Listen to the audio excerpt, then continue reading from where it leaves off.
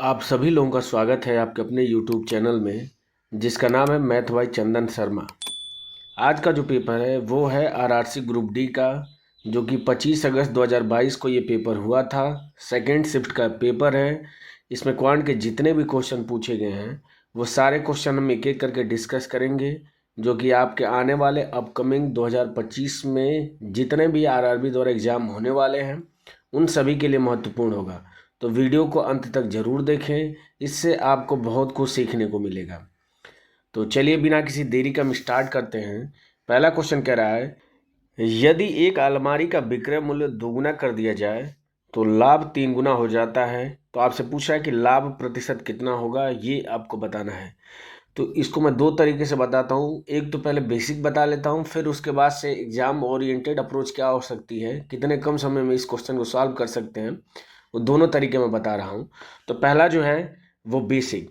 तो जैसे मान लीजिए कि मैं सीपी मान लेता हूँ कि जितने में खरीदा होगा उसको सीपी और जितने में बेचा होगा उसको एसपी मान लेता हूँ। तो कह रहा है कि पहले जो लाभ हो रहा था, तो लाभ क्या होता है, तो सेलिंग प्राइस में से जब सीपी घटा देते हैं तो ये लाभ के बराबर होता है। आगे कह रहा है कि अगर एसपी को दोगुना कर दिया जाए, यानी कि 2 एसपी अब हो जाता है, तो अब लाभ कितना होगा, तो 2 एसपी माइनस सीपी हो जाएगा। अब ये लाभ हो रहा है, तो कह रहा है कि 3 गुना है, यानी कि अब ये जो लाभ हो रहा है ये पहले जो लाभ हो रहा था उसका 3 गुना है। तो पहले लाभ का अगर 3 गुना कर देंगे तो ये अब लाभ जो हो रहा है उसके बराबर हो जाएगा। अब इसको सॉल्व करके एसपी और सीपी का रेशियो हम निकाल देते हैं। तो 3 एसपी और यहाँ से 2 एसपी घट जाएगा तो कितना एसपी हो जाएगा, 1 एसपी बराबर किसके हो जाएगा, और ये -3 सीपी जब उधर चला जाएगा तो +3 सीपी हो जाएगा, और इधर से सीपी घट जाएगा तो कितना हो जाएगा, 2 सीपी के बराबर हो जाएगा। तो यहाँ से सीपी और एसपी का जो रेशियो है वो निकल के आ जाएगा 1/2। यानी अगर 1 रुपये में सामान खरीद के लाया है तो बेच कितने में रहा है, 2 रुपये में। यानी 1 रुपये का लाभ कमा रहा है 1 रुपये पे। तो प्रतिशत आपसे लाभ पूछ रहा है तो 100 से क्या करेंगे, हम गुणा कर देंगे। तो 100% का उसको लाभ हो रहा है, जो कि ऑप्शन नंबर 3 में दिया, ये इसका करेक्ट आंसर हो जाएगा। ये तो बेसिक तरीका था। एक और तरीका सीख लीजिए। जैसे देखिए क्वेश्चन कह रहा है कि विक्रय मूल्य अगर मैं मान लेता हूँ कि 100 है, जिसमें वो पहले बेच रहा है, तो अब दोगुना कर दिया है, यानी कि अब विक्रय मूल्य क्या हो रहा है, 200 हो जा रहा है। तो कह रहा है कि पहले जो लाभ हो रहा था अब उसका 3 गुना लाभ होता है। यानी कि अगर मैं मान लेता हूँ कि पहले लाभ 1 हो रहा था तो अब 3 रुपये का लाभ हो रहा है। यानी कितना अधिक हो रहा है, तो ये 2 रुपया अधिक लाभ हो रहा है अब के समय में। लेकिन अगर यहाँ पे मैं देखूँ तो कितना अधिक लाभ हो रहा है, तो 100 रुपये अधिक उसको बेचा जा रहा है। तो इस 2 की वैल्यू क्या निकल के आ गई, 100 निकल के आ जाएगी।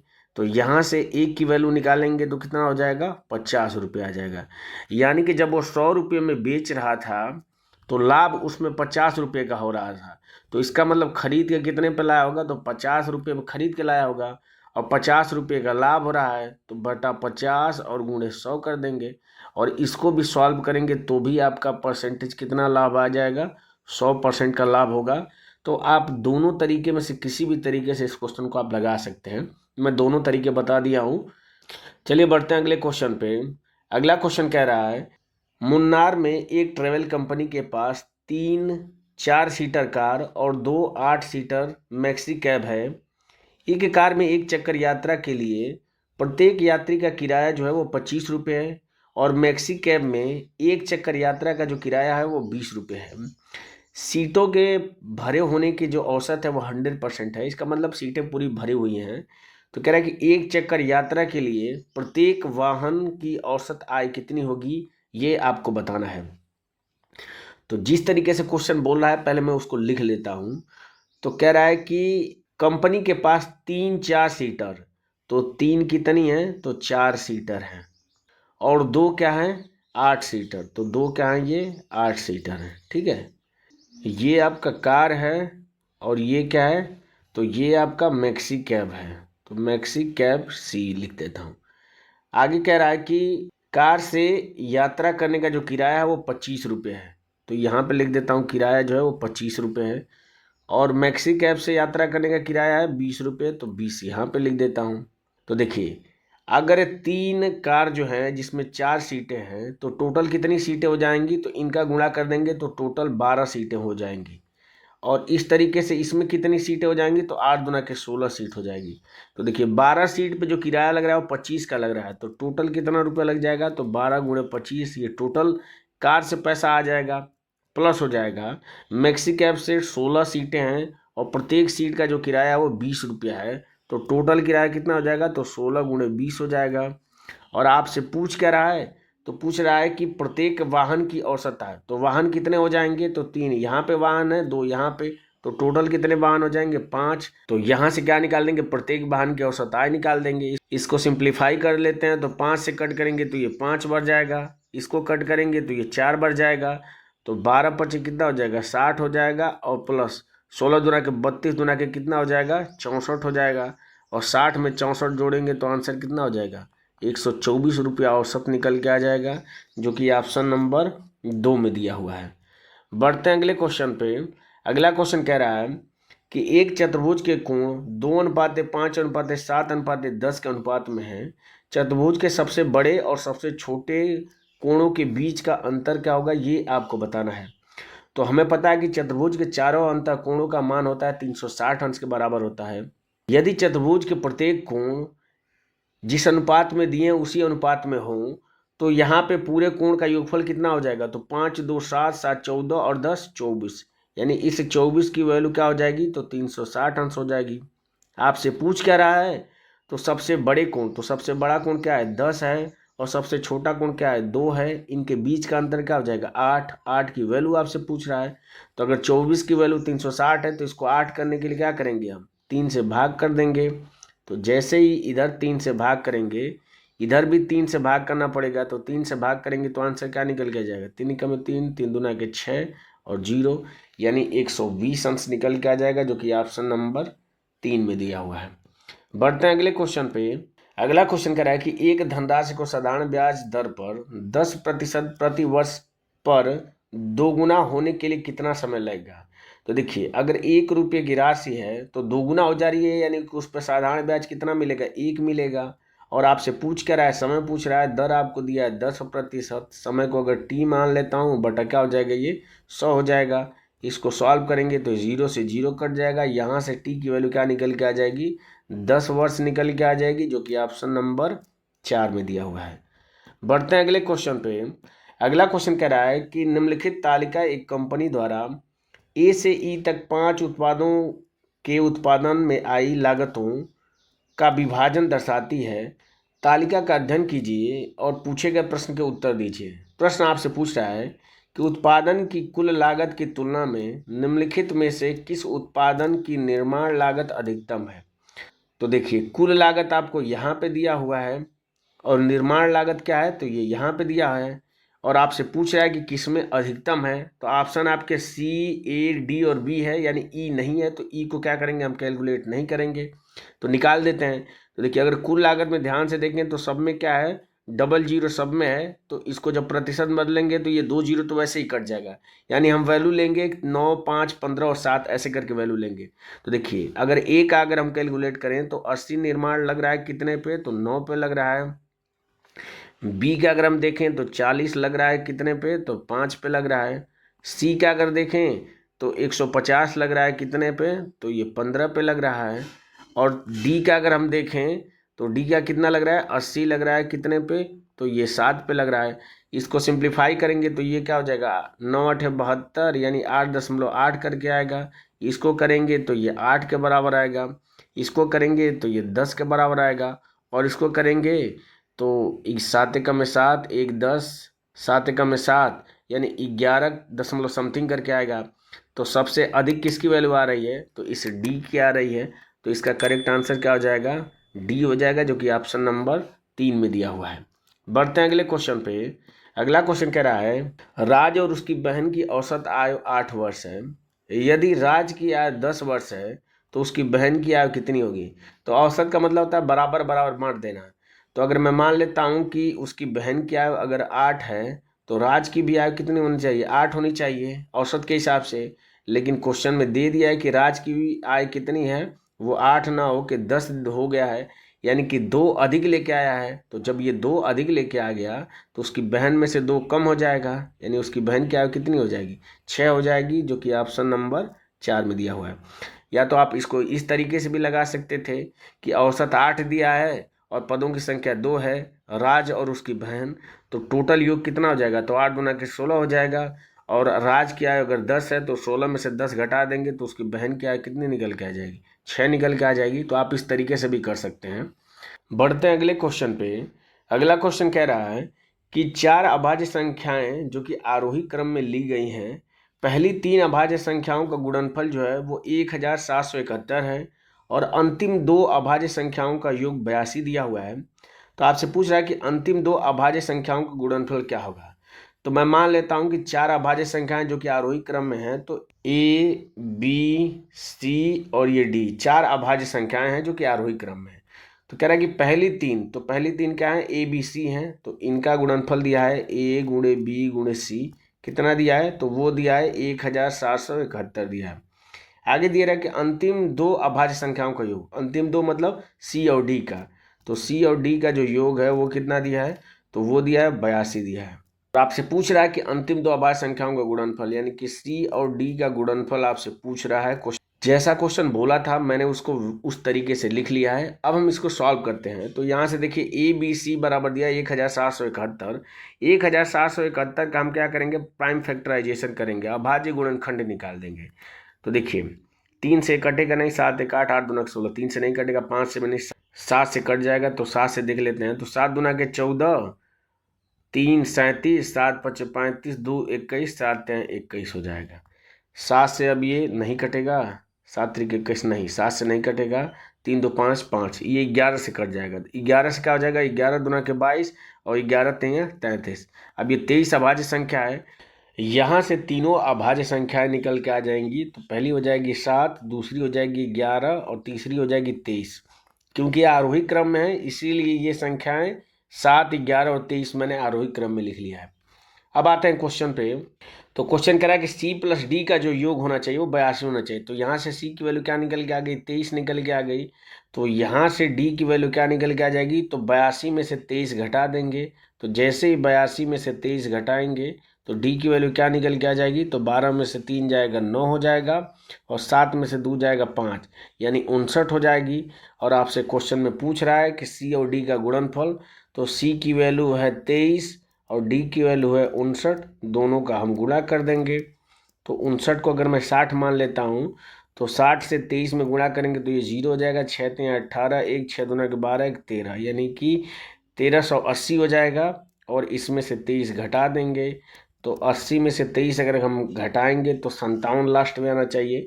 तो 57 सिर्फ और सिर्फ ऑप्शन नंबर 1 में है, तो ये इसका क्या हो जाएगा, करेक्ट आंसर हो जाएगा। बढ़ते हैं अगले क्वेश्चन पे। अगला क्वेश्चन कह रहा है सिंप्लीफिकेशन का है कि सरल कीजिए, रूट में 729 माइनस रूट में 400, इसकी वैल्यू कितनी होगी। तो ये देखिए ये 27 का स्क्वायर है, रूट लेंगे तो ये 27 हो जाएगा। और ये 20 का स्क्वायर है, रूट लेंगे तो ये 20 हो जाएगा। तो 27 में से 20 माइनस करेंगे तो आंसर क्या निकल के आ जाएगा, 7 निकल के आ जाएगा, जो कि ऑप्शन नंबर 2 में दिया हुआ है। बढ़ते हैं अगले क्वेश्चन पे। अगला क्वेश्चन कह रहा है कि 18 और 54 का तृतीयानुपाती ज्ञात करिए। तो तृतीयानुपाती ज्ञात करने के लिए जो डायरेक्ट फार्मूला होता है वो होता है बी स्क्वायर अपन ए होता है।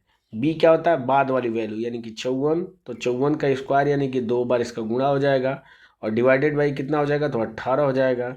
18 से भाग देंगे तो 18 गुना के 36, 18 3 54, 3 बार जाएगा। और 54 में 3 का गुणा करेंगे तो 50 में 3 का गुणा करेंगे तो 150 और 4 3 12, 150 में 12 जोड़ेंगे तो 162 निकल के आ जाएगा, जो कि ऑप्शन नंबर 3 में दिया हुआ है। बढ़ते हैं अगले क्वेश्चन पे। अगला क्वेश्चन कह रहा है कि सरल कीजिए, ब्रैकेट में 1.5 A square minus 2.5 B square bracket close, अगले ब्रैकेट में 1.5 A square plus 2.5 B square और प्लस 6.25 ए बी, इसकी वैल्यू किसके बराबर होगी। तो देखिए यहाँ पे इसको अगर हम ध्यान से देखें तो एक ब्रैकेट में है a माइनस बी और दूसरे ब्रैकेट में है a प्लस बी। तो ये हो जाएगा a square minus B square का फॉर्मूला बनाएगा। यहाँ से 1.5 का स्क्वायर करेंगे तो 15 का स्क्वायर होता है 225, यानी 2.25, 2.25 1 की घात 4 यहाँ पे है, 2.25 1 की घात 4 यहाँ पे है और यहाँ, यानी कि 3 ऑप्शन हो सकते हैं, तो दूसरा तो नहीं होगा। अब देखिए यहाँ पे 6.25 AB है, इसमें ए बी नहीं है तो ये वाला भी ऑप्शन नहीं होगा। तो बचा तीसरा और चौथा। आगे देखते हैं, 2.5 का स्क्वायर करेंगे तो 25 का स्क्वायर होता है 625, यानी 6.25, और 6.25 इस तीसरे वाले में भी नहीं है तो ये भी ऑप्शन नहीं होगा। तो एक ही ऑप्शन बचा, ऑप्शन नंबर 4, ये इसका क्या हो जाएगा, करेक्ट आंसर हो जाएगा। बढ़ते हैं अगले क्वेश्चन पे। अगला क्वेश्चन कह रहा है कि निम्नलिखित रेखा आलेख क्रमागत 3 वर्षों 2014, 15 और 16 में 6 अलग अलग जिलों A B C D E और एफ में छात्रों के प्रवेश की संख्या 1000 को दर्शाता है। आलेख का अध्ययन कीजिए और प्रश्न का उत्तर दीजिए। आपसे क्वेश्चन पूछ क्या रहा है कि दिए गए 3 वर्षों के लिए जिले बी में प्रवेश की कुल संख्या, तो बी ये है और 3 वर्षों का क्या है, ये दिया हुआ है। तो इन तीनों को जोड़ देंगे तो कुल संख्या निकल के आ जाएगी। तो देखिए 20 में 80 जोड़ेंगे तो 100 हो जाएगा, यानी कि ये 200 हो जाएगा, और 200 में 140 जोड़ेंगे तो 340 हो जाएगा। आगे क्वेश्चन में बढ़ते हैं। और क्रमागत 2 वर्षों 2014 और 2015 के लिए जिले ई, तो जिला ई ये रहा 2015 और 2014 ये रहा आपका। इसका योग अगर हम निकालें तो 2 1 3 हो जाएगा, और 50 और 10 60 हो जाएगा, यानी कि 360 हो जाएगा। और पूछ रहा है कि इनके बीच में कितना अंतर है, तो 360 और 340 के बीच में अंतर कितना है, तो 20 का अंतर है। तो इसका करेक्ट आंसर 20 हो जाएगा, जो कि ऑप्शन नंबर 3 में दिया हुआ है। बढ़ते हैं अगले क्वेश्चन पे। अगला क्वेश्चन कह रहा है, सिंप्लीफिकेशन का क्वेश्चन है कि -48 डिवाइडेड बाई ब्रैकेट में 4 गुणे ब्रैकेट में 6 - 5 + 1 ब्रैकेट क्लोज, फिर उसके बाद से डिवाइड बाई 24 का मान कितना होगा, ये आपको बताना है। तो पहले स्मॉल ब्रैकेट सॉल्व करते हैं। तो 6 में से 5 घटाएंगे तो ये 1 हो जाएगा, और 1 में 1 जोड़ेंगे तो 2 हो जाएगा। 2 में 4 का गुणा करेंगे तो 8, यानी यहाँ तक वैल्यू क्या निकल के आ गई, 8। अब ये क्वेश्चन कुछ इस तरीके से हो जाएगा कि -48 भागा 8 और भागा कितना हो जाएगा, 24। अब इस तरह के अगर क्वेश्चन हो तो सबसे पहले जो पहला वाला जो डिवाइड होगा उसको सॉल्व करते हैं, फिर बाद वाले डिवाइड को सॉल्व करते हैं। तो पहले वाले डिवाइड को अगर सॉल्व करेंगे तो ये 8 से भाग करेंगे तो कितनी बार जाएगा, 6 बार जाएगा, तो -6, और इसमें भाग कर देंगे अब 24 से। तो -6 में 24 से भाग करेंगे तो कितना हो जाएगा, -6/24 हो जाएगा। यानी इसको सिंप्लीफाई करेंगे तो -1/6 चौको 24, यानी -1/4 इसका करेक्ट आंसर हो जाएगा, जो कि ऑप्शन नंबर 1 में दिया हुआ है। बढ़ते हैं अगले क्वेश्चन पे। अगला क्वेश्चन कह रहा है कि दिए गए आंकड़ों में बहुलक वर्ग की निम्न सीमा के दोगुने का मान क्या होगा। तो बहुलक वर्ग क्या होता है कि जिसकी बारंबारता सबसे अधिक बार आई हो। तो बारंबारता सबसे अधिक किसकी है, तो ये 34 सबसे अधिक बार आया है। तो कह रहा है कि इसकी निम्न सीमा, तो इसकी निम्न सीमा क्या हो जाएगी, 130, और इसका दोगुना पूछ रहा है तो 130 का दोगुना करेंगे तो कितना हो जाएगा, 260 हो जाएगा, जो कि ऑप्शन नंबर 1 में दिया हुआ है।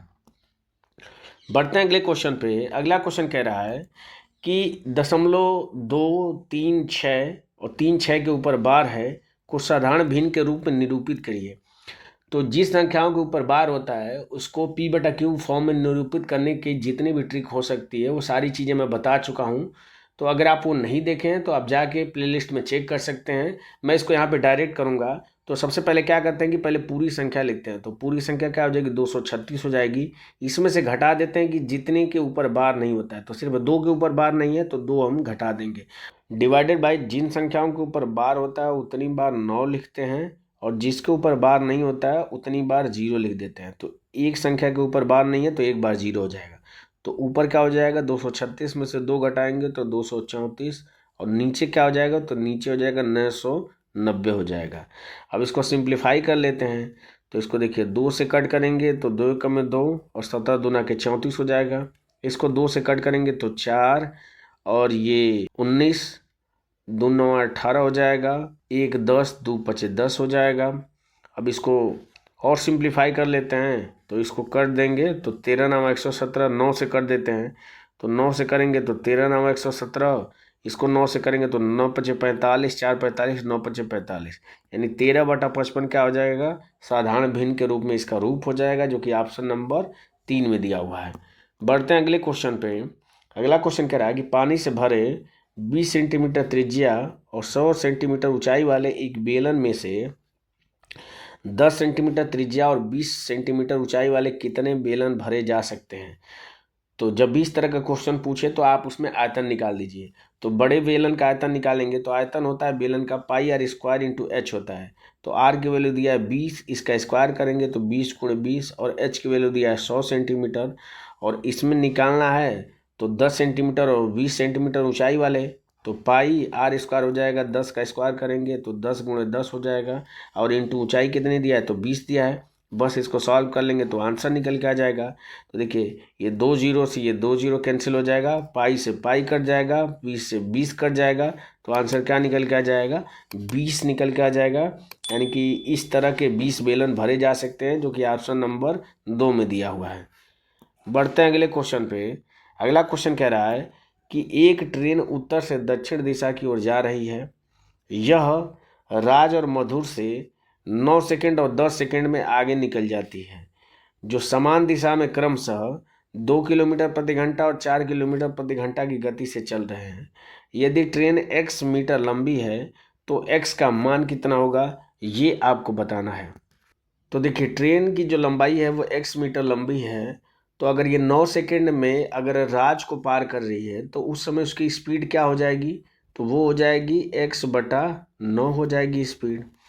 और जब मधुर को पार करिए तो 10 सेकंड लग रहा है, तो दूरी यही है। अब समय कितना लग रहा है 10, तो स्पीड क्या हो जाएगी x/10 हो जाएगी। और इन दोनों का अगर मैं अंतर निकाल लूँ तो बराबर किसके हो जाएगा, तो देखिए 2 किलोमीटर प्रति घंटा की चाल से राज चल रहा है और 4 किलोमीटर प्रति घंटा की चाल से मधुर चल रहा है, तो इनके बीच का अंतर कितना हो जाएगा, तो 2 किलोमीटर हो जाएगा। इसको मीटर प्रति सेकंड में बदलने के लिए 5/18 से क्या करेंगे हम गुणा कर देंगे, ये इसके बराबर हो जाएगा। बस इसको सॉल्व करके एक्स की वैल्यू निकाल देंगे। तो ये क्या हो जाएगा 10 एकम में 10x हो जाएगा, उसमें से 9x घटाएंगे तो ये हो जाएगा x, और नीचे हो जाएगा 90 बराबर किसके हो जाएगा, तो 5 दूना के 10 और बटा 18 हो जाएगा। 18 से भाग करेंगे तो 18 पचे 90, 5 बढ़ जाएगा, और यहाँ से x की वैल्यू क्या निकल के आ जाएगी, तो 10 पचे 50 निकल के आ जाएगी, जो कि ऑप्शन नंबर 4 में दिया है। ये इसका क्या हो जाएगा करेक्ट आंसर हो जाएगा। बढ़ते हैं अगले क्वेश्चन पे। अगला क्वेश्चन कह रहा है निम्न में से कौन सा वह द्विघात समीकरण है जिसके मूल -2 और 4 हैं। तो मैं बता चुका हूं कि द्विघात समीकरण के अगर मूल ज्ञात हो तो द्विघात समीकरण निकालने का फॉर्मूला होता है x² माइनस मूलों का योगफल, 4 और -2 इन दोनों को जोड़ेंगे तो 2 के बराबर हो जाएगा, तो ये हो जाएगा 2x, और होता है प्लस होता है मूलों का गुणनफल, तो 4 में -2 का गुणा करेंगे तो -8 हो जाएगा, ये बराबर हो जाएगा 0 के। तो ये आपका क्या निकल के आ जाएगा द्विघात समीकरण निकल के आ जाएगा। और अगर ऑप्शन को ध्यान से देखें तो सारे ऑप्शन में x के साथ 3 जुड़ा हुआ है, तो हम क्या करेंगे इसमें 3 का गुणा कर देंगे। तो 3 का गुणा करेंगे तो कितना हो जाएगा 3x² हो जाएगा, और ये हो जाएगा 3 दूना के 6x हो जाएगा, और आते हैं कितना हो जाएगा 24, और बराबर 3 में 0 गुणा करेंगे तो 0 हो जाएगा। यानी ये द्विघात समीकरण हो जाएगा, जो कि ऑप्शन नंबर किस में दिया है 3 में दिया है, ये इसका क्या हो जाएगा करेक्ट आंसर हो जाएगा। अगर हम इसमें 2 से गुणा करते तो ये हो जाता है 2x² होता है, और 2 दूना के 4x हो जाता है, लेकिन यहाँ पे 6x है तो ये वाला ऑप्शन नहीं होगा। तो क्या हो जाएगा करेक्ट आंसर इसका ऑप्शन नंबर 3 हो जाएगा। बढ़ते हैं अगले क्वेश्चन पे। अगला क्वेश्चन कह रहा है कि दो संख्याओं का अंतर 42 है और वे 5:3 के अनुपात में है, तो छोटी संख्या क्या होगी। तो देखिए 5 और 3 के बीच का अंतर कितना है, तो 2, और इस 2 की वैल्यू आपको क्वेश्चन में दिया है 42, तो यहाँ से 1 की वैल्यू कितनी निकल के आ जाएगी 21 निकल के आ जाएगी। आपसे पूछ रहा है छोटी संख्या, तो छोटी संख्या क्या माना है हमने 3, तो 3 की वैल्यू क्या हो जाएगी, जब 1 की वैल्यू 21 तो 3 की वैल्यू कितनी हो जाएगी 21 3 63 हो जाएगी, जो कि ऑप्शन नंबर 2 में दिया हुआ है, ये इसका करेक्ट आंसर हो जाएगा। बढ़ते हैं अगले क्वेश्चन पे। अगला क्वेश्चन कह रहा है कि एक समबाहुभुज के सभी आंतरिक कोणों के योग और एक बाहरी कोण का जो अनुपात है वो दिया है 24:1। तो पूछा है कि बहुभुज की भुजाओं की संख्या क्या होगी। तो अगर बहुभुज की भुजाओं की संख्या n है तो बहुभुज के अंतर कोणों के लिए फॉर्मूला होता है n-2 इंटू पाई होता है। ये बहुभुज के अंतर कोणों का योगफल निकालने का फॉर्मूला होता है। और अगर वाह कोण निकालना होता है तो हम क्या करते हैं, बस 360 में से बहुभुज की भुजाओं की संख्या n है उससे भाग कर देते हैं, तो यह बहुभुज के वाह अंतःकोणों का मान निकल के आ जाता है। और इन दोनों का अनुपात कितना दिया है, तो ये दिया है आपको किसके बराबर दिया है, तो 24:1 के दिया है। तो बस क्या करेंगे n-2, और पाई की वैल्यू क्या होती है अंश में 180 अंश के बराबर हो जाती है, और इसमें डिवाइड करेंगे 360 और बटा n क्या हो जाएगा ऊपर इसका गुणा हो जाएगा तो ये बराबर किसके दिया है, तो ये दिया है 24/1 के। इसको सॉल्व कर लेंगे तो 180 गुना के 360 हो जाएगा, और 2 का 24 में गुणा करेंगे तो n ब्रैकेट में n-2, इसकी वैल्यू 24 गुना के 48 के बराबर हो जाएगी। 48 को मैं लिख सकता हूँ 8 × 6। यहाँ से अगर कंपेयर करें तो n की वैल्यू क्या निकल के आ जाएगी, 8, क्योंकि इस 6 को लिख सकता हूँ 8 - 2, जो कि इसको फॉलो कर रहा है। तो n की वैल्यू निकल के आ जाएगी 8, यानी बहुभुज की भुजाओं की संख्या 8 हो जाएगी, जो कि ऑप्शन नंबर 1 में दिया हुआ है। बढ़ते हैं अगले क्वेश्चन पे।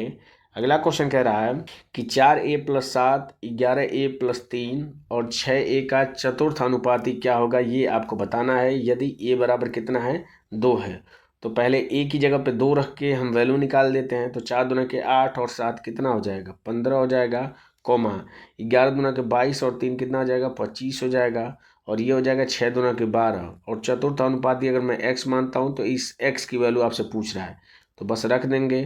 तो ये हो जाएगा 15/25, ये बराबर होना चाहिए 12/x के। इसको सॉल्व करके x की वैल्यू निकाल देते हैं। तो 3 से कट करेंगे तो 3 × 5 = 15, 3 × 4 = 12 हो जाएगा। 5 से कट करेंगे 25 को तो 5 बार जाएगा, इस 5 का 4 में गुणा होगा, तो यहाँ से x की वैल्यू कितनी निकल के आ जाएगी, 20, जो कि ऑप्शन नंबर 1 में दिया हुआ है। ये इसका करेक्ट आंसर हो जाएगा। बढ़ते हैं अगले क्वेश्चन पे। अगला क्वेश्चन कह रहा है कि यदि अमन ने 5 रुपये में 6 पेंसिल खरीदी और उन्हें 6 रुपये में 5 पेंसिल की दर से बेचा, तो लाभ प्रतिशत कितना होगा। तो जब भी इस तरह के क्वेश्चन पूछे आपसे, तो वस्तुओं की संख्या हम बराबर करते हैं। तो 5 रुपये में कितनी पेंसिल खरीदा है, तो 6 पेंसिल खरीदा है, और बेच रहा है 6 रुपये में कितनी पेंसिल बेच रहा है, तो 5 पेंसिल बेच रहा है। ये वस्तुओं की संख्या है, तो ये इनको बराबर करना पड़ेगा। तो बराबर करने के लिए क्या करूँगा, 6 और 5 कैल्शियम लूँगा, तो 6 और 5 कैल्शियम होता है 30। तो 30 करने के लिए ऊपर क्या करूँगा, मैं 5 से गुणा कर दूँगा, और नीचे क्या करूँगा, मैं 6 से गुणा कर दूँगा।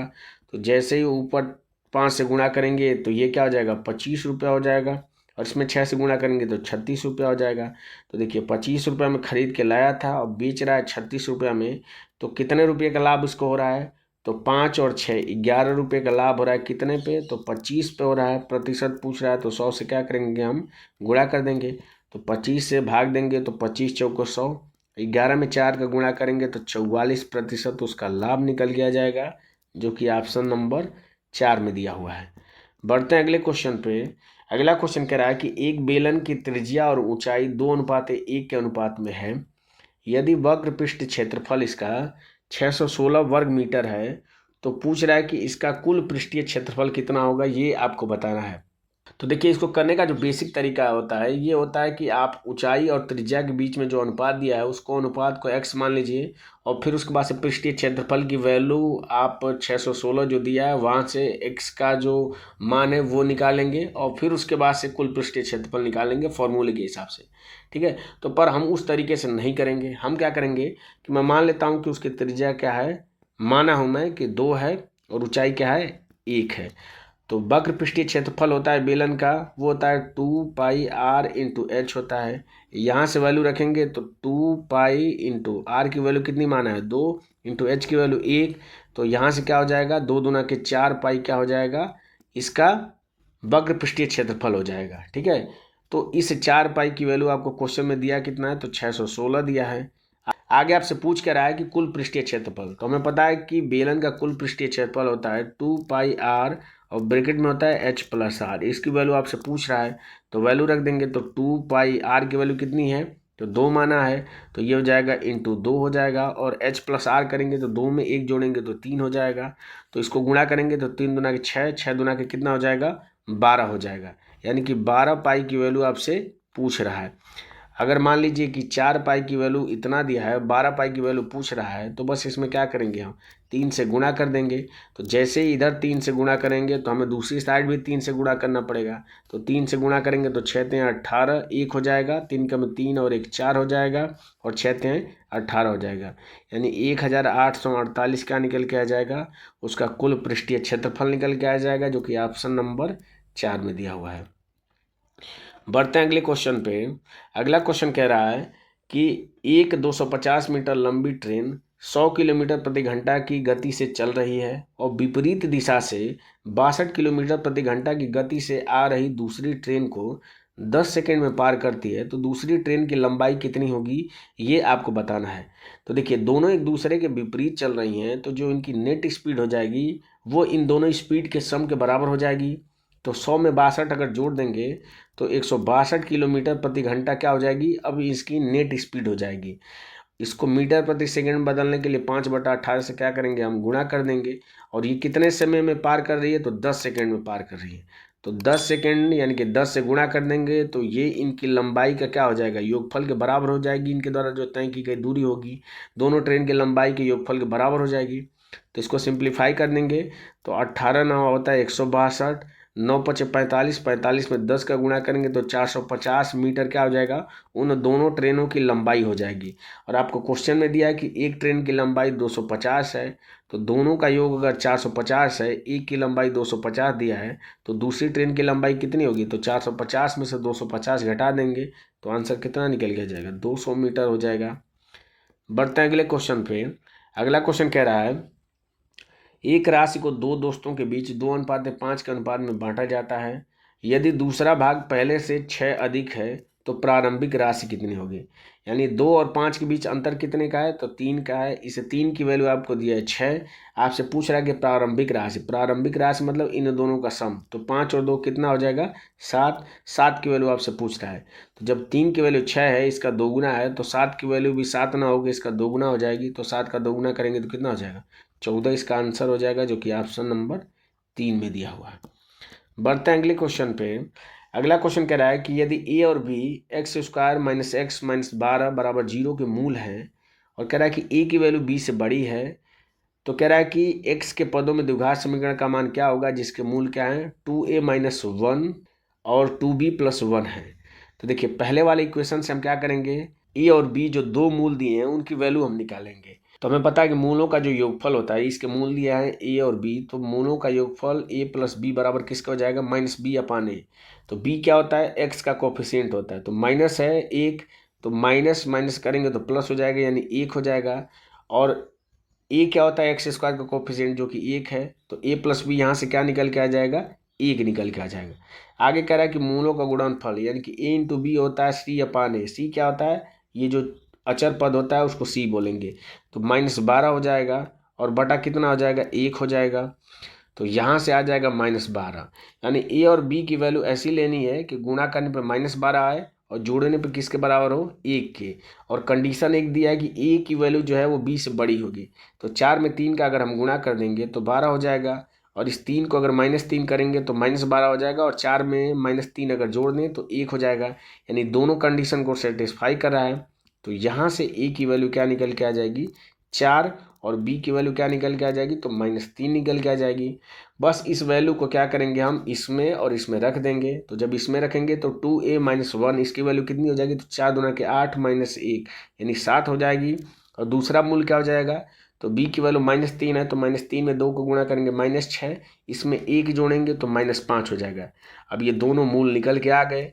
और जब भी किसी द्विघात समीकरण के मूल ज्ञात हो तो द्विघात समीकरण निकालने का फॉर्मूला होता है x² - मूलों का योगफल, और साथ में -5 जोड़ेंगे तो 2 हो जाएगा, और ये माइनस है तो क्या हो जाएगा, -2x हो जाएगा, और प्लस मूलों का गुणनफल। तो 7 में -5 का गुणा करेंगे तो 7 × 5 = 35 माइनस में हो जाएगा, यानी कि 35 बराबर 0 हो जाएगा। ये आपको द्विघात समीकरण निकल के आ जाएगा, जो कि ऑप्शन नंबर किस में दिया है, 2 में दिया है। ये इसका करेक्ट आंसर हो जाएगा। बढ़ते हैं अगले क्वेश्चन पे, और ये इस पेपर का लास्ट क्वेश्चन है। क्वेश्चन कह रहा है कि सरल कीजिए 1 + tan² थीटा, दूसरे ब्रैकेट में 1 - sin थीटा, फिर अगले ब्रैकेट में 1 + sin थीटा, इसकी वैल्यू किसके बराबर होगी। तो हमें पता है कि 1 + tan² थीटा किसके बराबर होता है, तो sec² थीटा के बराबर होता है। और इसको ध्यानपूर्वक देखें तो 1 - sin थीटा और 1 + sin थीटा, एक ब्रैकेट में a - b, दूसरे में a + b है, तो a² - b² हो जाएगा। तो ये कितना हो जाएगा, 1 - sin² थीटा के बराबर हो जाएगा। और हमें पता है कि 1 - sin² थीटा किसके बराबर होता है, तो cos² थीटा के बराबर होता है। इस sec² थीटा को मैं लिख सकता हूँ 1/cos² थीटा लिख सकता हूँ, और इंटू कितना दिया है, तो cos² थीटा दिया है। बस ये cos² से cos² कट जाएगा, यानी वैल्यू क्या निकल के आ जाएगी, 1, जो कि ऑप्शन नंबर 2 में दिया है। तो इस तरीके से 25 अगस्त 2022 को जो RRC ग्रुप डी का पेपर हुआ था, उसमें क्वांट के जितने भी क्वेश्चन पूछे गए थे वो सारे क्वेश्चन हमने एक एक करके डिस्कस कर लिए। मुझे उम्मीद है कि ये वीडियो आपको अच्छी लगी होगी, इन्फॉर्मेटिव लगी होगी। इस वीडियो से आपने कुछ न कुछ नया ज़रूर सीखा होगा। अगर वीडियो पसंद आए तो आप लाइक ज़रूर करें, नहीं पसंद आता है तो आप डिसलाइक कर सकते हैं। अगर आप इस चैनल पे पहली बार विजिट कर रहे हैं तो चैनल को सब्सक्राइब करना ना भूलें। जब भी आप इस क्वेश्चन को सॉल्व करें तो सबसे पहले वीडियो को पॉज करके आप खुद से सॉल्व करने की कोशिश करें। इससे क्या हो जाएगा कि आपको प्रैक्टिस भी हो जाएगी और जो भी प्रीवियस ईयर क्वेश्चन पेपर हैं वो भी आपके सॉल्व हो जाएंगे। तो प्रीवियस ईयर क्वेश्चन पेपर बहुत ज़रूरी हैं। आप अगर इस चैनल को रेगुलरली फॉलो कर रहे होंगे तो आप देख रहे होंगे कि सेम क्वेश्चन आपके रिपीट हो रहे हैं। तो इसीलिए क्या होगा कि प्रीवियस ईयर क्वेश्चन पेपर लगाना बहुत ज़रूरी है। तो चलिए मिलते हैं आपसे अगले वीडियो में अगले पेपर के साथ। तब तक के लिए जय हिंद और बाय।